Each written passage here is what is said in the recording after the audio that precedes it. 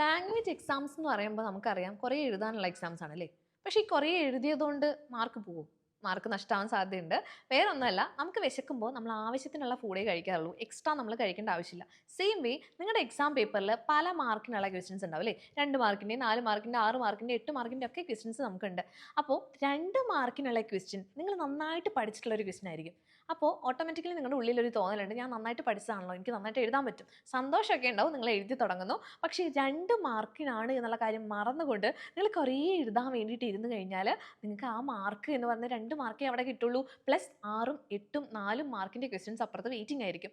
Automatically നിങ്ങൾക്ക് അത് എഴുതാനുള്ള ടൈമും കൂടെ നിങ്ങളിവിടെ സ്പെൻഡ് ചെയ്തിട്ടുണ്ടായിരിക്കും. അപ്പോൾ ടൈം മാനേജ്മെൻറ്റ് കംപ്ലീറ്റ്ലി പോയിട്ടുണ്ടായിരിക്കും.